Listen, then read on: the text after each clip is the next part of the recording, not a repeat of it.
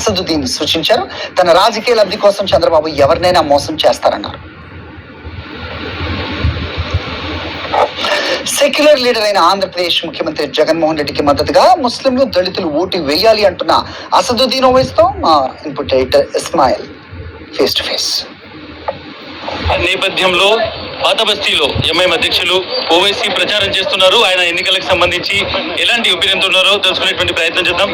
Sir बताइए, इस बार election देश भर में हिंदू मुस्लिम के एजेंडे पे हो रहा है और रिजर्वेशन के एजेंडे पे हो रहा है, इसके ऊपर आपकी कमेंट क्या है?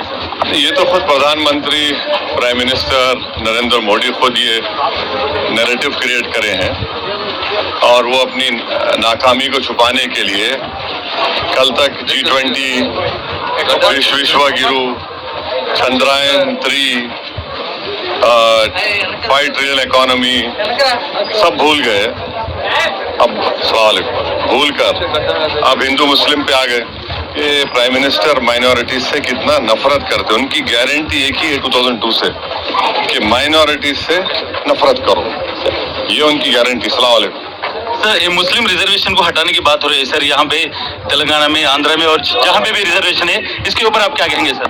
2004 में जब गुलाम नबी आजाद कांग्रेस के ऑब्जर्वर आए थे और यूनुस सुल्तान जो उस वक्त कांग्रेस के लीडर थे, उनके घर पे राजशेखर रेड्डी साहब के साथ गुलाम नबी साहब, मैं, हमारे लेट फादर सलाहुद्दीन ओवैसी थे, मीटिंग हुई. इसमें हम लोग ये रखे कि आप उस वक्त आंध्र प्रदेश में मुस्लिम माइनॉरिटी रिजर्वेशन दीजिए. तो राजशेखर रेड्डी साहब एग्री हुए, बोले कि यस सालार साहब आई विल डू इट. फिर वो रिजर्वेशन दिए, कोर्ट को गया, कोर्ट एक्सेप्ट नहीं किया, फिर चेंज करे उसको. फिर रोशिया साहब सीएम बने, राजशेखर रेड्डी साहब का अनटाइमली डेथ हो गया. तो रोशिया साहब के ज़माने में सुप्रीम कोर्ट में कृष्णन कमीशन, कृष्णन एक फेमस एंथ्रोपोलॉजिस्ट थे, अभी दुनिया में नहीं है, उन्होंने रिपोर्ट बना के बोले कि 4% और caste among the Muslims of Andhra Pradesh को रिजर्वेशन मिलेगा कैटेगरी ई में.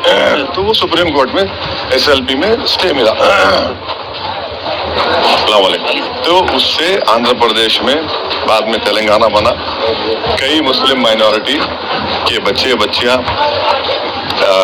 MBBS कर रहे हैं, इंजीनियरिंग कर रहे हैं, MBA, MCA, नर्सेस में अपॉइंटमेंट हो रहा है, DYSP, RDO, MRO सब हो रहा. एक थोड़ा प्रोग्रेस हुआ कम्युनिटी में. तो ये RSS BJP का माइनॉरिटी से इनका क्लियर कट नफरत है. वो लोग टॉलरेट नहीं कर रहे कि ये 4% रिजर्वेशन से माइनॉरिटीज को बेनिफिट मिल रहा एजुकेशन में, एम्प्लॉयमेंट में, और वो लोग प्रोग्रेस कर रहे, एम्पावर हो रहे. तो उनके एम्पावरमेंट को रोकने के लिए, उनको वीक बनाने के लिए दुआ फरमाइए. ये उनका स्ट्रैटेजी है. और रिलीजन के ऊपर रिजर्वेशन नहीं मिल रहा आंध्र प्रदेश में, तेलंगाना में. कास्ट अमंग द मुस्लिम्स और उनके सोशल एंड एजुकेशनल बैकवर्डनेस की एम्पिरिकल एविडेंस के बुनियाद पर मिल रहा रिजर्वेशन, जो बीजेपी RSS हेट करती इसको. वो नहीं चाहते कि माइनॉरिटीज प्रोग्रेस करना, तो उनको उनका एम्पावरमेंट नहीं होना. इसलिए बीजेपी, तेलुगु देशम और जनसेना माइनॉरिटीज के, स्पेशली मुस्लिम माइनॉरिटीज, क्रिश्चियन माइनॉरिटीज के दुश्मन है लोग.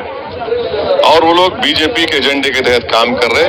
तो हम उम्मीद कर रहे हैं कि आंध्र प्रदेश की आवाम, आंध्र प्रदेश का वोटर, ये इनको अगर आप कामयाब होने देंगे तो आंध्र प्रदेश में मुस्लिम्स का रिजर्वेशन बीजेपी, नायडू और जनसेना खत्म कर देंगे. और इसके बाद दलित का रिजर्वेशन बंद होगा. तो हम उम्मीद करते हैं कि ये उन पे गुड सेंस प्रिवेल करेगा, इन कम्युनल फाशिस्ट फोर्सेस को डिफीट करेंगे. और मैं तो रिक्वेस्ट करूंगा आंध्र प्रदेश की वोटर से कि होल हार्टेडली, कंप्लीटली आप जगनमोहन रेड्डी का साथ दो. वो आदमी कम्युनल नहीं है.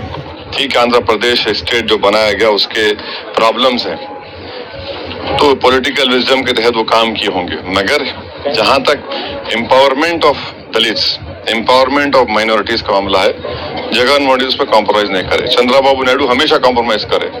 और आपको याद रखना पड़ेगा 2002 में जब गुजरात जल रहा था, जब जेनोसाइड हो रहा था मुस्लिम्स का, उस वक्त चंद्रबाबू नायडू अटल बिहारी वाजपेयी गवर्नमेंट के और नरेंद्र मोदी का साथ दे रहे थे।